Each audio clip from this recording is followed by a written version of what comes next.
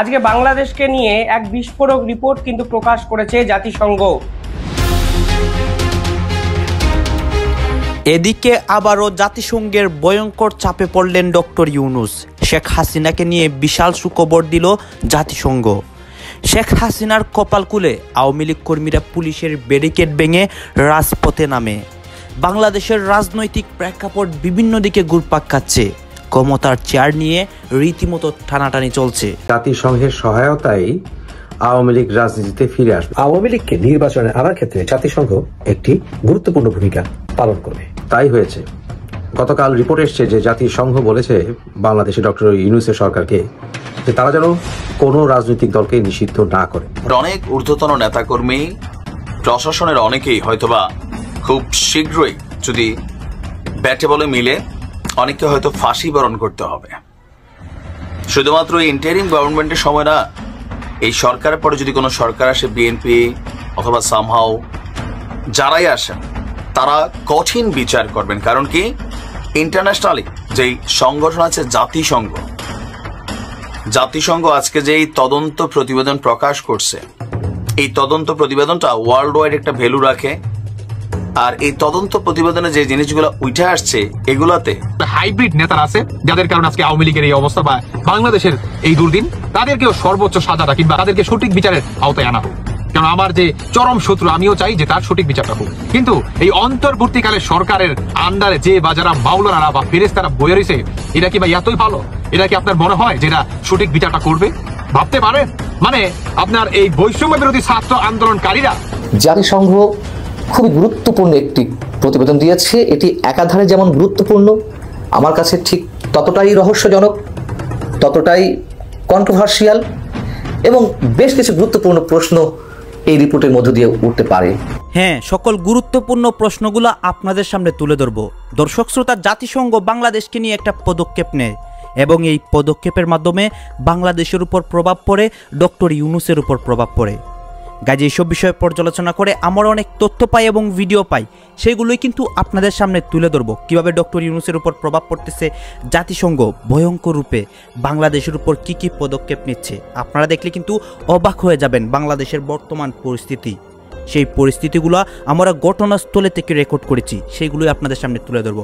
আসুন দর্শক, আপনাদের জন্য আমরা কয়েকটা ইম্পর্টেন্ট ক্লিপ রেডি করেছি, সেইগুলো আগে দেখে আসি এবং ভিডিওর শেষে আমাদের গুরুত্বপূর্ণ মন্তব্যগুলো করি ডক্টর ইউনূসকে নিয়ে, জাতিসংঘের এই পদক্ষেপগুলোকে নিয়ে। অন্যদিকে বাংলাদেশের যে রাজনৈতিক প্রেক্ষাপট বিভিন্ন দিকে ঘুরপাক খাচ্ছে, এই প্রেক্ষাপটগুলো নিয়ে আমরা ভিডিওর শেষের দিকে মন্তব্য করব। আসুন দর্শক, আগে এইগুলো দেখে আসি। জাতিসংঘের মানবাধিকার হাই কমিশন বাংলাদেশে এসে যে তদন্ত করেছেন, তার রিপোর্ট প্রকাশিত হয়েছে, সেটা নিয়ে একটু কথা বলতে চাই। আয়নাঘর নিয়ে গতকালই কথা বলা হয়েছে। একটা জিনিস শুরুতে বলে রাখা ভালো, মানে এই রিপোর্টে থাকা কোনো তথ্য কি আমরা জানতাম না? কোনো তথ্য আমি রিপোর্টটার বিভিন্ন জায়গায় তাদের সারসংক্ষেপ আছে, বিভিন্ন পত্রপত্রিকা যা যা এনেছে সেটা দেখলাম। আমি রিপোর্টটা পাওয়া যায় ওয়েবসাইটে, 114 পৃষ্ঠা সম্ভবত ডাউনলোড করেছি, এখনো পড়তে শুরু করিনি, পড়তে শুরু করবো নিশ্চয়ই, এবং তখন কিছু ফাইন্ডিং থাকলে আমি আবার কথা বলবো। কিন্তু সারাংশ যেটা আছে, অলমোস্ট নতুন কিছু নেই, কিন্তু এটা একটা মানে বিরাট একটা রিপোর্ট, আমরা বিরাট একটা ঘটনা বলবো। জাতিসংঘের মানবাধিকার সংস্থার মতো, হাই কমিশনের মতো একটা সংস্থা এই তদন্ত করে যে রিপোর্ট তৈরি করেছে, এটার মাধ্যমে আমরা এখন শেখ হাসিনা, তার দল, বিশেষ করে শেখ হাসিনাকে জাতিসংঘ সার্টিফাইড বর্বর বলে বলতে পারি। তাকে আমরা চিনি, তার অধীনে আমরা দীর্ঘ সময় বসবাস করেছি, এই দেশে বসবাস করেছি। তিনি কি করেন, 15 বছর ধরে কি করেছেন, তারপর জুলাই আগস্টের কথা তো বাদই দেয়া গেল। তো সব যদি একত্র করি, নতুন যে ঘটনাটা ঘটলো, জাতিসংঘ সার্টিফাই করেছে তাকে, তার দলকে, ফলে এর একটা বিরাট ইমপ্লিকেশন আছে। সেটাই আসলে বিরাট ব্যাপার, আমরা সেই জায়গায় আসবো। ইমপ্লিকেশনটা কি এবং তাতে শেখ হাসিনা এখন যা করছেন, ভারতে যেভাবে আছেন, সেটার খুব বেশি পরিবর্তন হবে কিনা সেটাও আলোচনা করব। রিপোর্ট থেকে কিছু অংশ আমি বিবিসি বাংলা থেকে একটু পড়ছি। রিপোর্টের যে জাতীয় হাই কমিশন বলছে, এই বিশ্বাস করার ভিত্তি আছে যে 15 জুলাই থেকে 5 আগস্ট পর্যন্ত সাবেক সরকার এবং এর নিরাপত্তা ও গোয়েন্দা কাঠামো আওয়ামী লীগের সহিংস গোষ্ঠীগুলোর সঙ্গে একত্রিত হয়ে মারাত্মক মানবাধিকার লঙ্ঘনের সাথে পদ্ধতিগতভাবে সিস্টেম্যাটিকলি জড়িয়ে পড়েছিল। খুব জরুরি, হুট করে হয়েছে না, পরিকল্পিত, ক্রমাগত তারা এই কাজটা করেছে। এর মধ্যে রয়েছে কয়েকশো বিচার বহির্ভূত হত্যাকাণ্ড, হাজার হাজার বিক্ষোভকারীকে মারাত্মক শারীরিক নিপীড়ন ও বল প্রয়োগ, ব্যাপক হারে নির্বিচারে গ্রেপ্তার ও আটক, নির্যাতন সহ বিভিন্ন ধরনের নিপীড়ন। OHCHR মনে করে, মানে জাতিসংঘের মানবাধিকার হাই কমিশন মনে করে, রাজনৈতিক নেতৃত্ব, নিরাপত্তা বিভাগের সিনিয়র অংশ এবং গোয়েন্দা কর্মকর্তাদের জ্ঞাতে, সমন্বয়ে ও নির্দেশনায় এসব মানবাধিকার লঙ্ঘনের ঘটনা ঘটেছে। খুব সোজা সাপটা কথা। তাহলে রাজনৈতিক নেতৃত্ব, নিরাপত্তা বিভাগের সিনিয়র অংশ এবং গোয়েন্দা কর্মকর্তাদের তারা জানতেন, তারা সমন্বয় করেছেন এবং তারা নির্দেশনা দিয়েছেন, মানে একদম স্পষ্ট। এরপর বলা হয়েছে বিজিবি, র্যাব, ডিজিএফআই, পুলিশ ও গোয়েন্দা সংস্থাগুলোকে সরাসরি অপারেশনের বিষয়ে আদেশ ও অন্যান্য নির্দেশনা দিয়েছিলেন রাজনৈতিক নেতৃত্ব, যা তাদের বিক্ষোভকারী ও অন্যান্য বেসামরিক নাগরিকদের বিরুদ্ধে মারাত্মক মানবাধিকার লঙ্ঘনে জড়িত করেছিল। এসবের মধ্যে বিচার বহির্ভূত হত্যাকাণ্ড এবং নির্বিচারে গ্রেফতারের ঘটনা আছে। এরপর মানে অবিশ্বাস্য একটা তথ্য, যেটা আমরা এত আমাদের দেশে মিডিয়াতে দেখিনি, কিন্তু আমরা ওইটা দেখেছিলাম, একটু পড়ি তাহলে আমাদের মনে পড়বে। এরকম অনেক ভিডিও এখন ঘুরে বেড়াচ্ছে। রিপোর্টে বলা হয়, বাংলাদেশ পুলিশের পক্ষ থেকে আওয়ামী লীগ ও আওয়ামী লীগের সহযোগী সংগঠনের 95 সদস্যের নাম এবং তাদের ভূমিকা ছিল বিস্তারিত বিবরণ সরবরাহ করা হয়েছে। পুলিশের মতে এসব ব্যক্তিরাই বিক্ষোভের সময় সহিংস হামলায় ব্যবহারের জন্য নাগরিকদের অস্ত্র সরবরাহ করেছিল। যাদের অস্ত্র সরবরাহ করেছিল তাদের মধ্যে 10 জন তখনকার সংসদ সদস্য, 14 জন আওয়ামী লীগের স্থানীয় পর্যায়ের নেতা, 16 জন যুবলীগ, 16 জন ছাত্রলীগ এবং 7 জন পুলিশ সদস্য রয়েছে। একটা জিনিস খুব ইম্পর্টেন্ট, আমরা দেখেছি এরকম ভিডিও যেখানে আওয়ামী লীগের পান্ডাদের হাতে অত্যন্ত ভারী অস্ত্র ছিল, পিস্তল হাতে প্রচুর আওয়ামী লীগের পান্ডারা গুলি করছে, ভিডিও তো আছেই। অ্যাসল্ট রাইফেলের মতো বন্দুক হাতেও আওয়ামী লীগের লোকজন ছিল, এগুলো পুলিশ তুলে দিয়েছে। রিপোর্টে বলা হচ্ছে পুলিশ ও অন্য নিরাপত্তা বাহিনীগুলোর দ্বারা শিশুরা টার্গেট কিলিং এর শিকার হয়েছে। খেয়াল করি আমরা যখন প্রচুর গোলাগুলি হচ্ছে, কোনো গুলি গিয়ে কারো গায়ে লাগতে পারে, যেটাকে আমরা ক্রস ফায়ার বলি, ক্রস ফায়ারে পড়া, অথবা যেহেতু অ্যাসল্ট রাইফেল ব্যবহার করা হচ্ছে, এগুলো রেঞ্জ অনেক, আপনার কাছে টার্গেট মিস করার পর এটা 500-600 মিটার দূরে লেথাল থাকে, মানে এটা এফেক্টিভ রেঞ্জ, লেথাল আরও বেশি দূরে থাকে, 1-1.5 কিলোমিটার পর্যন্ত। এভাবে না, টার্গেট কিলিং করা হয়েছে শিশুদেরকে। এবং আমি একটা ডেটায় দেখলাম 12-13% হচ্ছে শিশু, টোটাল মৃত্যুর সংখ্যা 1400, এর মধ্যে 12-13% শিশু। এবং আরেকটা ডেটা একটু দিয়ে রাখা দরকার, লেথাল ওয়েপন ব্যবহার করে হত্যার উদ্দেশ্যে গুলি করা হয়েছে, যেটা ফরেন্সিক করে তারা বলছেন সেটা প্রায় 3/4। মানে কি বিভৎস, কি ভয়ঙ্কর। তারপরে বিশেষত শুরুর দিকে বিক্ষোভে সংঘর্ষারিতে থাকা নারীদের উপরে নিরাপত্তা বাহিনী এবং আওয়ামী লীগ সমর্থকরা মারাত্মকভাবে আক্রমণ করেছে। নারীরা যৌন ও লিঙ্গভিত্তিক সহিংসতার শিকার হয়েছেন, ছিল লিঙ্গভিত্তিক শারীরিক সহিংসতা ও ধর্ষণের হুমকি। ডকুমেন্ট বিশ্লেষণ করে দেখা গেছে আওয়ামী লীগ সমর্থকদের দ্বারা যৌন নির্যাতনের ঘটনাও ঘটেছে। একটা যুদ্ধে বর্বর, মানে ওই যে পশ্চিম পাকিস্তানিরা যা যা করেছে, হত্যা, সাথে ধর্ষণ, বেলটেন, এসব করে মানে ভয়ঙ্কর রকম আতঙ্ক তৈরি করার চেষ্টা, সেই চেষ্টাই তারা করেছে একই রকম, একইভাবে। তারা ভিডিও এবং প্রত্যক্ষদর্শীদের, ভুক্তভোগী সবার সাথে আলোচনা করে দেখছে আওয়ামী লীগ সমর্থকদের একটি সশস্ত্র আওয়ামী লীগ সমর্থকদের একটি সম্প্রসারিত দল পুলিশের সঙ্গে যৌথভাবে বা ঘনিষ্ঠ সমন্বয়ের বিক্ষোভকারীদের বিরুদ্ধে কাজ করছিল। আমরা জানি, মানে আওয়ামী লীগকেও এই ঘটনার সাথে খুব সহজেই জড়িত করা যায়, এটা আমরা জানি, সেটাই হয়েছে। এখানে প্রথম আলোতে আবার একটা ইন্টারেস্টিং জিনিস আছে, সেটা হলো এই যে সবগুলো বাহিনী আছে তাদের প্রধানদেরকে নিয়ে একটা কোর কমিটি হয়েছিল, সেটা স্বরাষ্ট্রমন্ত্রী সেটাকে চেয়ার করতেন।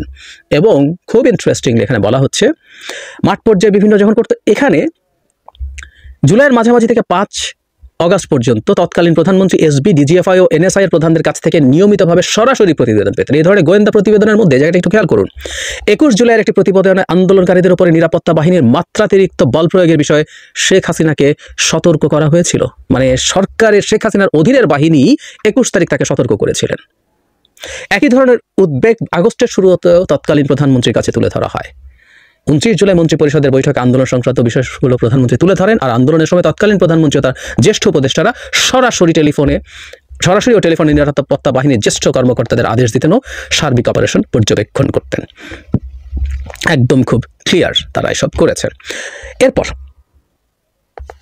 মানে আমরা আওয়ামী লীগের কথা বলছি, ওখানে এটা একটু জেনে রাখি, আসলে মূলত রিপোর্টটা একটু শুনে রাখা দরকার, অনেকে পড়েননি হয়তো। তারা বিক্ষোভ দমনের জন্য, মানে আওয়ামী লীগ সম্পর্কে এটা বিবিসি বাংলা আবার বলছে, সরকারের প্রচেষ্টাকে সমর্থন করে ব্যাপকভাবে বেআইনি সহিংসতায় লিপ্ত হয়েছিল। অভিযান শুরুর আগে সশস্ত্র আওয়ামী লীগ সমর্থকরা পুলিশের সাথে সারিবদ্ধভাবে দাঁড়িয়েছিল অথবা পুলিশ ফোর্সের পেছন থেকে আক্রমণে অংশ নিয়েছিল। আওয়ামী লীগের লোকজন তল্লাশি চালিয়েছে, বিক্ষোভকারীকে আটক করেছে, এগুলো তো সবই হয়েছে। গোয়েন্দা সংস্থাগুলোর মধ্যে ডিজিএফআই, এনএসআই, এনটিএমসি, ডিবিএসবি, সিটিটিসির মতো গোয়েন্দা সংস্থাগুলো আন্দোলনকারীদের দমনে সরাসরি জড়িত থেকে মানবাধিকার লঙ্ঘন করেছে। এর মধ্যে শিশুসহ নির্বিচারে আটক, গুম, নির্যাতন, স্বীকারোক্তি আদায়ের মতো মানবাধিকার লঙ্ঘন, আহতদের চিকিৎসা পেতে বাধা, হাসপাতালে কর্মরত ভর্তি আহতদের ভয়ভীতি দেখানো, মানে চিকিৎসা পেতে বাধা দেওয়ার ঘটনা অনেকগুলো ঘটেছে। আমরা জানি অনেক হসপিটাল ঘুরে ভর্তি হতে পারেনি, তারপর রাস্তায় মারা গেছে, এই স্টোরিও প্রচুর আছে। 18 জুলাই স্বরাষ্ট্রমন্ত্রীর সভাপতিত্বে একটা কোর কমিটির মিটিং হয়। ওই বৈঠকে তৎকালীন স্বরাষ্ট্রমন্ত্রী অন্যান্য নিরাপত্তা সংস্থার ঊর্ধ্বতন কর্মকর্তাদের সামনে বিজিবি কমান্ডারকে আরও প্রাণঘাতী শক্তি প্রয়োগের নির্দেশ দেন। এই হচ্ছে অবস্থা। এই জায়গাটা এবার খেয়াল করি। এরপর দিন অনুষ্ঠিত এক বৈঠকে তখনকার প্রধানমন্ত্রী নিজেই নিরাপত্তা বাহিনীর কর্মকর্তাদের বিক্ষোভ দমনের জন্য বিক্ষোভকারীদের হত্যা করতে বলেছিলেন এবং বিশেষ করে বিক্ষোভের মূল হোতা সহিংসতা সৃষ্টিকারীদের গ্রেপ্তার, হত্যা এবং হত্যার পর লাশ লুকিয়ে রাখার নির্দেশ দিয়েছিলেন। ইয়াস, শেখ হাসিনা। এই জায়গাটা আবার পড়ি। তখনকার প্রধানমন্ত্রী নিজেই নিরাপত্তা বাহিনীর কর্মকর্তাদের বিক্ষোভ দমনের জন্য বিক্ষোভকারীদের হত্যা করতে বলেছিলেন এবং বিশেষভাবে বিক্ষোভকারীদের মূল হোতা সহিংসতা সৃষ্টিকারীদের গ্রেপ্তার, তার ভাষায় কোট আনকোট, গ্রেপ্তার, হত্যা এবং হত্যার পর লাশ লুকিয়ে ফেলার নির্দেশ দিয়েছিলেন। অবাক হইনি আমরা, শেখ হাসিনা এরকমই আমরা জানি অনেকদিন থেকে। তবে আবারও বলছি, এটা জাতিসংঘ বলছে। এখানে আলী আরাফাতের বক্তব্য আছে, এগুলো আমাদের জানার কোনো প্রয়োজন নেই। এই হচ্ছে বেসিক কিছু ইনফরমেশন। আরও কয়েকটা ইনফরমেশন দিয়ে আমি তাদের কিছু রেকমেন্ডেশন আছে, সেই রেকমেন্ডেশনের কথা একটু বলবো। মানে মূলত জায়গাটা এটা যে তারা আসলে পরিকল্পিতভাবে এই কাজগুলো করেছে। যেটা হচ্ছে তারা বিভিন্ন রকম সূত্র থেকে যেটা পেয়েছেন তাতে 1400 মানুষ নিহত হয়ে থাকতে পারেন এবং তাদের কাছে এটা ডেটা আছে। বেশিরভাগই নিরাপত্তা বাহিনীর ব্যবহৃত মারণাস্ত্র শটগানের গুলিতে নিহত হয়েছেন, হাজারো মানুষ আহত হয়েছেন, 11,700-র বেশি মানুষকে গ্রেফতার করেছে র্যাব ও পুলিশ, 12-13% শিশু। আজকে বাংলাদেশকে নিয়ে এক বিস্ফোরক রিপোর্ট কিন্তু প্রকাশ করেছে জাতিসংঘ।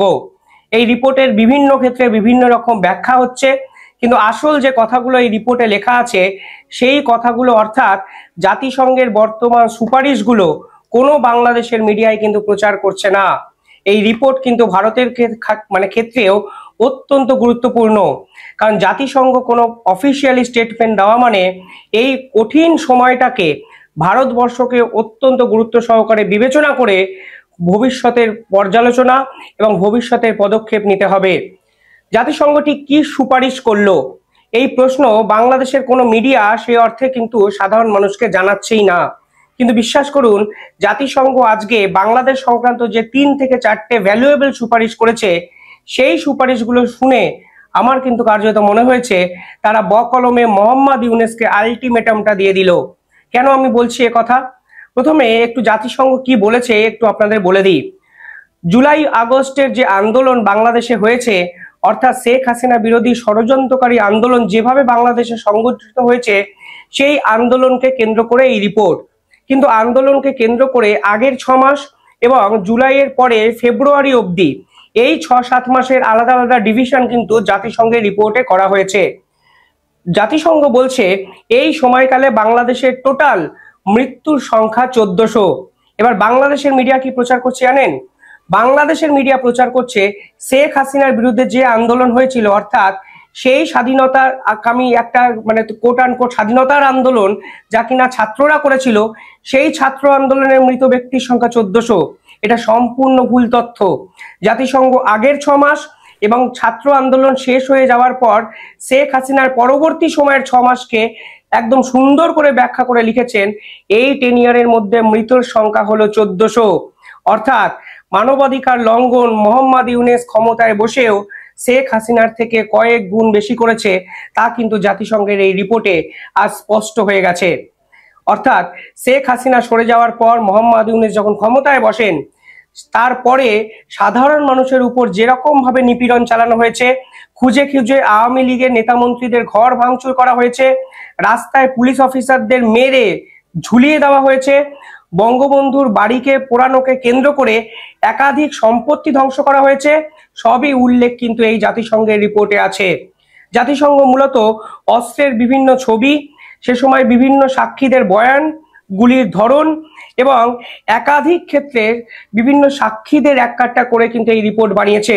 এখানে কিন্তু আরো একটা প্রশ্ন আমার তুলতে ইচ্ছা করছে, যে গুলির হদিশ শেখ হাসিনার সময় জাতিসংঘ পেয়েছে, সেই গুলির যে খোলের সাইজ তা কিন্তু কোনো পুলিশ অফিসারদের গুলির সাইজের সমান নয়। তা কিন্তু বাংলাদেশের স্বরাষ্ট্র উপদেষ্টা মোহাম্মদ ইউনূসের স্বরাষ্ট্র উপদেষ্টা পরিষ্কার জানিয়েছিলেন। অর্থাৎ সে সময় যারা মৃত্যুবরণ করেছিলেন সেই ছাত্র নেতারা, তথাকথিত ছাত্ররা, তাদেরকে যে গুলি করে মারা হয়েছে তা কিন্তু কোনো সরকারি অফিসারদের গুলির সাইজ নয়। অর্থাৎ ওই আন্দোলনের মধ্যে ঢুকে আততায়ী বা দুষ্কৃতীরা দিনের পর দিন গুলি চালিয়ে পুরো আন্দোলনটাকে সরকার বিরোধী আন্দোলনে পরিণত করার এক বৃহত্তর ষড়যন্ত্র কিন্তু করতে শুরু করেছিলেন। ইউনূসের স্বরাষ্ট্র উপদেষ্টা কি বলেছিলেন হয়তো আপনাদের মনে আছে, যে গুলির সাইজ 7.42 বা এরকম কিছু মিলিমিটারের একটু বেশি, যা পুলিশের সরকারি বাহিনী কখনোই ব্যবহার করে না। তাহলে ওই ভিড়ের মধ্যে গুলি চালালোটা কে? এই প্রশ্ন কিন্তু মোহাম্মদ ইউনূস প্রশাসনকে আন্তর্জাতিক স্তর এবার করতে শুরু করছে। পাশাপাশি এই যে পার্টিকুলারলি 15ই আগস্টের ওই সময়টায় যেরকম হত্যালীলা চিত্র জাতিসংঘ দেখেছে, তা নিয়েও কিন্তু জাতিসংঘ কড়া ভাষায় সমালোচনা করেছে। অর্থাৎ বৈষম্য বিরোধী ছাত্র আন্দোলনকারীরা যখন দেশের রাশ নিজেদের হাতে নেয়, তখন কিন্তু বাংলাদেশে সব থেকে বেশি লুটপাট, ঘরবাড়ি ভাঙচুর, নির্বিচারে হত্যা, সাধারণ মানুষের উপর বিভিন্ন ক্ষেত্রে অত্যাচারের ছবি, ভিডিও, এই সমস্ত কিছু কিন্তু জাতিসংঘ তার রিপোর্টের সঙ্গে জুড়ে দিয়েছে। অর্থাৎ শেখ হাসিনার সময় সরকার অফিসাররা যত না অন্যায় করেছিলেন বলে প্রচার করা হয়েছে, ঠিক তার থেকে কয়েকশো গুণ বেশি অন্যায় অত্যাচার কিন্তু করা হয়েছে 5ই আগস্ট থেকে 15ই আগস্ট সময়কালের মধ্যে, যখন দেশের কন্ট্রোল ছিল জামাতিপন্থী কিছু ছাত্র নেতাদের হাতে।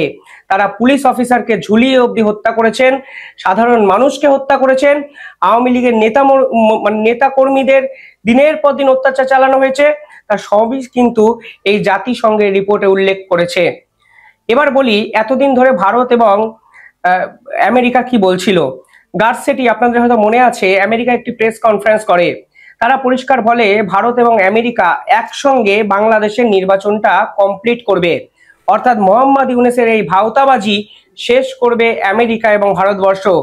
আজকে জাতিসংঘের সুপারিশে প্রথমেই বলা হয়েছে বাংলাদেশে অবিলম্বে এক নির্বাচিত সরকারকে দায়িত্ব দিতে হবে এবং একটি সুস্থ নির্বাচন as soon as possible, অর্থাৎ খুব তাড়াতাড়ি বাংলাদেশকে করতে হবে।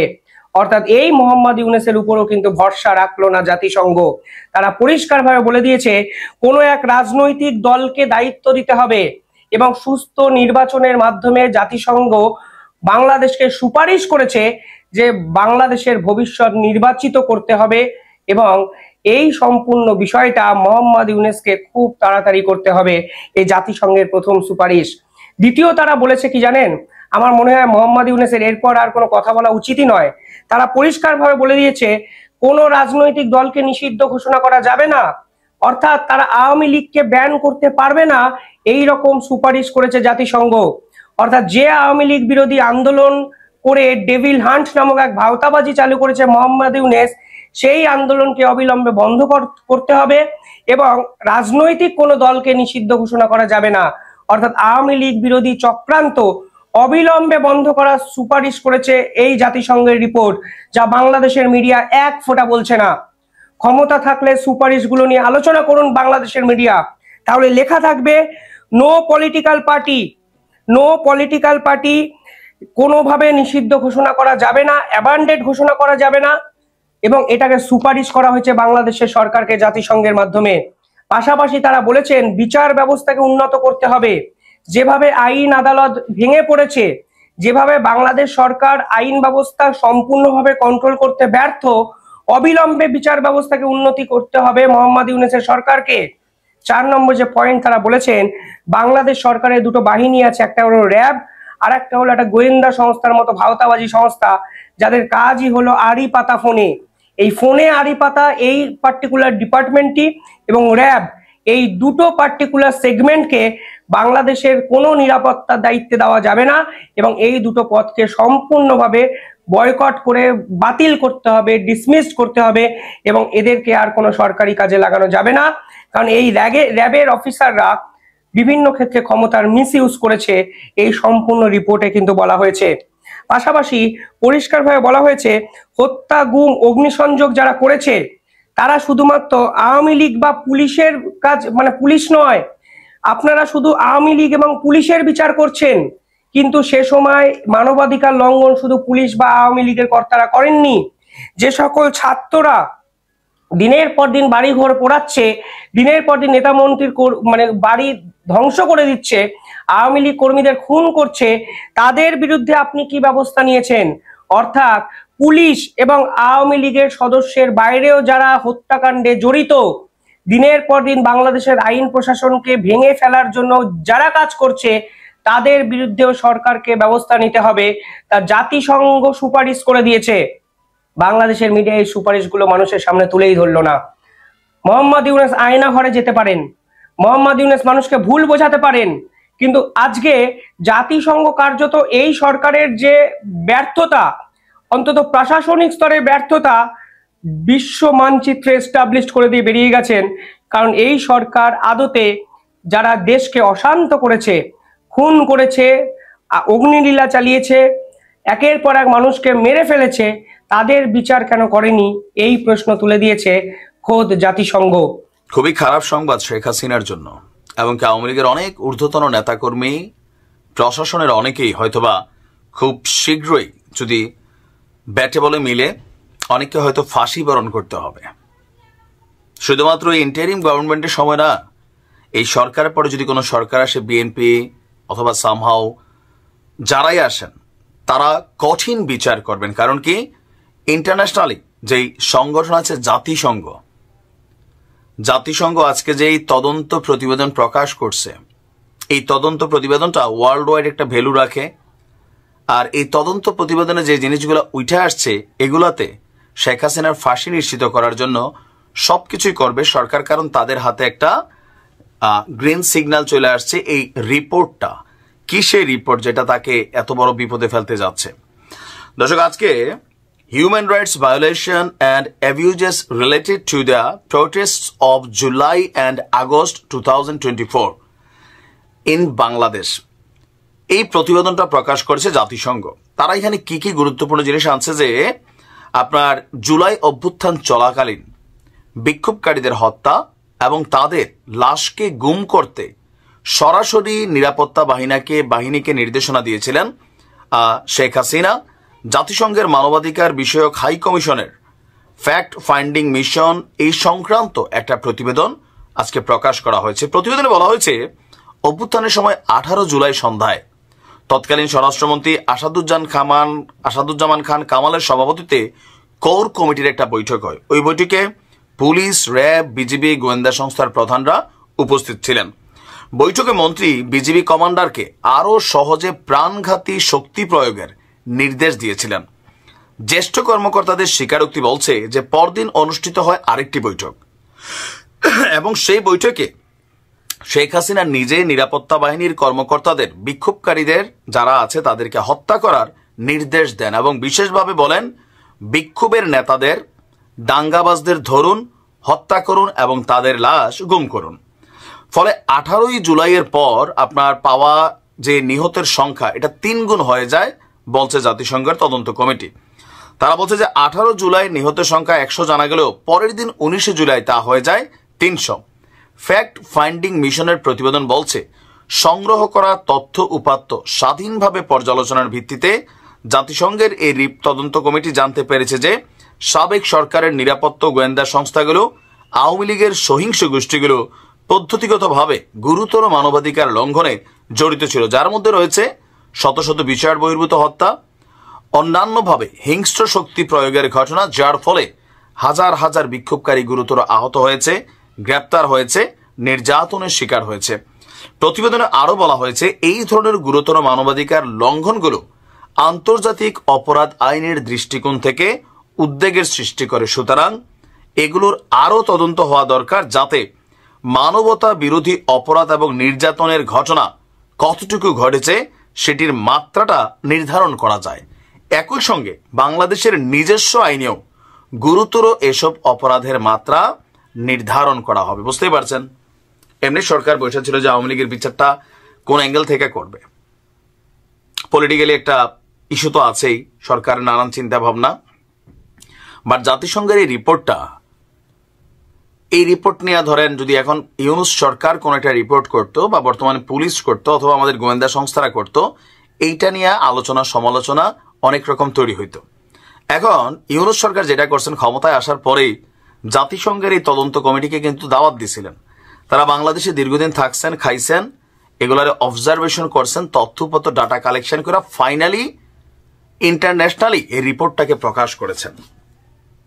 তো ফাইনালি ইন্টারন্যাশনালি যখন এই রিপোর্টটা প্রকাশিত হয়েছে, বাংলাদেশের 1000 মিডিয়া যদি একটা কথা বলে এটা যতটুকু ভ্যালু হয় না, তাদের রিপোর্টার ওই ভ্যালুটা আছে। শেখ হাসিনার জন্য খুবই দুর্দিন আরো আসতে যাচ্ছে। ইভেন এখানে শুধুমাত্র শেখ হাসিনা না, আওয়ামী লীগের ঊর্ধ্বতন অনেক নেতা, সরকারের অনেক কর্মকর্তারা এই ঘটনায় কিন্তু আসামি হতে যাচ্ছেন। ইভেন আইনের মুখোমুখি হবেন। সরকারে যেই থাকুক, ইউনূস সরকারের পর যারাই আসুক, তারাও কিন্তু এই আইনটারে ব্যবহার করবে, কারণ ইন্টারন্যাশনালি একটা রিপোর্ট এটা। আওয়ামী লীগের খুবই দুর্দিন আসতে যাচ্ছে। জুলাই আন্দোলনে কত মানুষ নিহত হয়েছেন সেই বিষয়ে জাতিসংঘ খুবই গুরুত্বপূর্ণ একটি প্রতিবেদন দিয়েছে। এটি একাধারে যেমন গুরুত্বপূর্ণ, আমার কাছে ঠিক ততটাই রহস্যজনক, ততটাই কন্ট্রোভার্সিয়াল, এবং বেশ কিছু গুরুত্বপূর্ণ প্রশ্ন এই রিপোর্টের মধ্য দিয়ে উঠতে পারে। এবং একই সঙ্গে রাজনৈতিক দল হিসেবে আওয়ামী লীগকে নিষিদ্ধ না করার বিষয়ে তারা সুপারিশ করেছে। সব দিক থেকে রিপোর্ট নিয়ে আলোচনা বিশ্লেষণে অবশ্যই প্রয়োজন রয়েছে, এবং কোথায় কোথায় অসঙ্গতি সেটিও অতি সংক্ষেপে আপনাদের সামনে একটু তুলে ধরতে চাই। এবং পাশাপাশি এটিও বলতে চাই, এই রিপোর্ট দেখে মনে হতে পারে যে এটি তৈরির ক্ষেত্রে বিশেষ কোনো গোষ্ঠী প্রভাব বিস্তার করেছে। কে ইনফ্লুয়েন্স দিয়েছে, কারা ইনফ্লুয়েন্স দিয়েছে সেটি আমি জানি না, তবে রিপোর্টটির চুম্বক অংশ আপনাদের সামনে তুলে ধরলে অনেক কিছুই পরিষ্কার হয়ে যাবে। আমার মনে হয় বিষয়টি আমরা বিবেচনায় নিতে পারি। আমি চুম্বক অংশ তুলে ধরছি রিপোর্টের, আপনারা নিজেরাই বুঝতে পারবেন। তারপরে তো সরাসরি প্রশ্ন আমি রাইজ করবই। এখানে বলা হচ্ছে যে স্বৈরাচার আওয়ামী লীগ সরকার নিরাপত্তা বাহিনী, গোয়েন্দা সংস্থা এবং দল এবং সহযোগী সংগঠনগুলোকে যুক্ত করে মাত্রাতিরিক্ত বল প্রয়োগ করেছে আন্দোলন দমনের জন্য ক্ষমতায় টিকে থাকতে।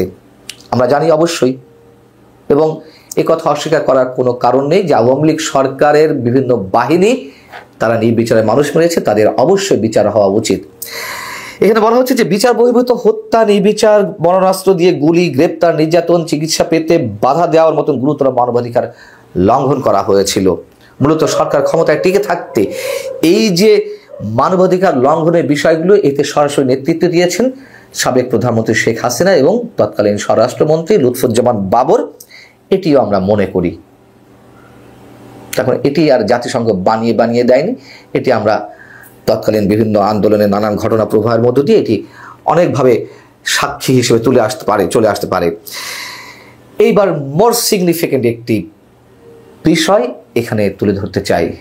প্রশ্নের শুরু এখান থেকে বলা হচ্ছে যে 2024 সালের 1 জুলাই থেকে 2024-এর 15 আগস্ট পর্যন্ত সংঘটিত ঘটনা প্রবাহ বিশ্লেষণ করে এই রিপোর্ট তৈরি হয়েছে। আমাদের তারিখটা খেয়াল রাখা দরকার। 2024-এর 1 জুলাই থেকে 15 আগস্ট পর্যন্ত। শেখ হাসিনা দেশ ত্যাগ করেছেন 5 আগস্ট, গণঅভ্যুত্থান চূড়ান্ত রূপ নিয়েছে 5 আগস্ট। আচ্ছা, এই রিপোর্ট তৈরি করার সময় সাক্ষাৎকার হয়েছে 230 জনের, যারা ঘটনার সরাসরি শিকার বা ভুক্তভোগী, আর বিভিন্ন রাজনৈতিক দল বা সরকারি সংস্থা এবং নিরাপত্তা বাহিনীর ঊর্ধ্বতন যারা রয়েছেন তাদের 36টি সাক্ষাৎকার নেওয়া হয়েছে। আর কাদেরকে অভিযুক্ত করা হয়েছে সরকারি বাহিনী হিসেবে? সামরিক গোয়েন্দা পরিদপ্তর, ডিজিএফআই, জাতীয় নিরাপত্তা সংস্থা এনএসআই, পুলিশের গোয়েন্দা বিভাগ ডিবি, পুলিশের বিশেষ শাখা SB, national telecommunication monitoring cell NTMC সহ বিভিন্ন রাষ্ট্রীয় সংস্থাকে এতে দায়ী করা হয়েছে। এবং একথাও বলা হয়েছে যে 21শে জুলাই ডিজিএফআই থেকে একটি সতর্কতামূলক প্রতিবেদন দেওয়া হয়েছিল শেখ হাসিনার সামনে, যেটি বুমেরাং হতে পারে, যে মাত্রায় বল প্রয়োগ করা হচ্ছে সেগুলো তিনি কর্ণপাত করেনি। এরকম আরো অনেকে প্রতিবেদন দিয়েছিল। যাই হোক, এবার দ্বিতীয় বিষয়টিতে আসি, পরিসংখ্যানের বিষয়, এবং তারিখের সাথে রিলেট করে প্রশ্নগুলো আমরা তুলব। সরকারি বেসরকারি হিসেবের পাশাপাশি বিভিন্ন সূত্র থেকে পাওয়া তথ্য অনুযায়ী কমিশনের রিপোর্ট বলছে 1400 মানুষ নিহত হয়েছেন, এবং কিভাবে নিহত হয়েছে সেই বর্ণনাগুলো এসেছে। আমি আর সে প্রসঙ্গে যাচ্ছি না। প্রশ্ন হচ্ছে, প্রথম প্রশ্ন, জাতিসংঘের মানবাধিকার হাই কমিশন কেন আলাদাভাবে নিহতের পরিসংখ্যানটি তুলে ধরল না? দুটি তো 2 পর্ব, মানে 5 আগস্টের একটি পর্ব আর 5 আগস্টের পরের পর্ব। 5 আগস্ট পর্যন্ত আওয়ামী লীগ সরকার ছিল, সকাল পর্যন্ত, দুপুর 12টা পর্যন্ত। তাহলে এই যে 1400 মানুষ নিহত হলেন 15 আগস্ট পর্যন্ত, কার সময়ে কতজন মানুষ নিহত হয়েছেন এটি নিশ্চয়ই আমাদের বিবেচনায় আনতে হবে। যদি শেখ হাসিনা সরকারের সময় 1জন মানুষও নিহত হন অতিরিক্ত বল প্রয়োগের মাধ্যমে, বা 1400-র মধ্যে যদি 400, 500, 1000ও হয়, তার বিচারটি যেমন হওয়া উচিত, তাহলে 5 আগস্টের পরে যে কজন মানুষ নিহত হয়েছেন তার বিচারও তো হতে হবে। আরো মজার বিষয়, মানবাধিকার বিষয়ক হাই কমিশন এর আগে একটি প্রাথমিক প্রতিবেদন দিয়েছিল, সম্ভবত সেপ্টেম্বরের দিকে। তো সেই প্রাথমিক প্রতিবেদনে কি বলা হয়েছিল? প্রাথমিক প্রতিবেদনে বলা হয়েছিল যে 16 জুলাই থেকে 4 আগস্ট পর্যন্ত মারা গেছেন 400 জন, 16 জুলাই থেকে। আর শুধু 5 এবং 6 যখন আওয়ামী লীগ সরকার ছিল না, এই 2 দিনে নিহত হয়েছেন 250 জন। এই 250 জনকে কারা হত্যা করলেন? এবং প্রাথমিক এই প্রতিবেদনের সঙ্গে পূর্ণাঙ্গ যে প্রতিবেদন দেওয়া হলো তার মধ্যে ফারাক নিশ্চয় অনেক। এবং এ কথাও জানিয়ে রাখি, এটি নানান সোর্স থেকে পাওয়া যায়, ইচ্ছা হলে আপনারা খুঁজে দেখতে পারেন।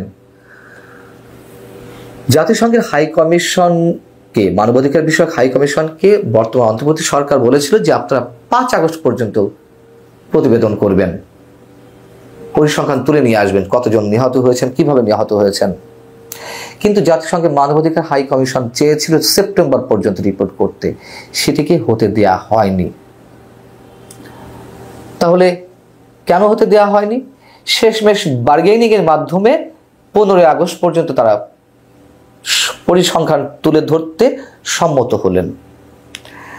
আজ আপনারা তো দেখলেন এখানে কি কথা হচ্ছে। অনেকেই কিন্তু অনেক কথা বলতেছে, অনেকে আলোচনা করতেছে, অনেকে সমালোচনা করতেছে, বিশেষ করে জাতিসংঘের বিষয়ে। মানে জাতিসংঘ যে বাংলাদেশকে নিয়ে অনেক নিউজ প্রকাশ করেছে, বাংলাদেশকে নিয়ে প্রতিবেদন করেছে, বাংলাদেশকে নিয়ে অনেক কিছু লিখেছে, সেইগুলা নিয়ে সবাই সবার মন্তব্যগুলো প্রকাশ করতেছে। আবার অন্যদিকে অনেকে বলতেছে যে জাতিসংঘ নাকি ডক্টর ইউনূসকে চাপ দিচ্ছে। গাইস, এই কথাগুলো তারা বলে যারা কিনা ডক্টর ইউনূসকে চায় না, যারা কিনা ডক্টর ইউনূসের বিপক্ষে কথা বলে, যারা কিনা ডক্টর ইউনূসের বিপক্ষে গিয়ে ডক্টর ইউনূসকে দেশ থেকে তারা চায়, তারাই কিন্তু এই কথাগুলো বলে সাধারণ মানুষকে বিভ্রান্তির মুখে ফেলতে চায়। এই কথাগুলোতে আপনারা কান দিবেন না, এই কথাগুলো শুনে আপনারা বিভ্রান্তির মুখে পড়বেন না। আবার অনেকে আছে যারা কিনা সত্য নিউজগুলা সোশ্যাল মিডিয়াতে তুলে ধরে, সত্য নিউজগুলা সবার সামনে প্রকাশ করে, তাদেরও অনেক বক্তব্য আপনাদেরকে দেখিয়েছি। দর্শক শ্রোতা, এতক্ষণ আপনাদেরকে যা কিছু দেখিয়েছি সব কিছু কিন্তু আমরা সোশ্যাল মিডিয়া থেকে সংগ্রহ করেছি। এখানে আমাদের নিজস্ব কোনো মন্তব্য নেই বা নিজস্ব কোনো সিদ্ধান্ত নেই। এইসব দেখে আপনাদের কি মনে হচ্ছে এবং আপনাদের মন্তব্য কী,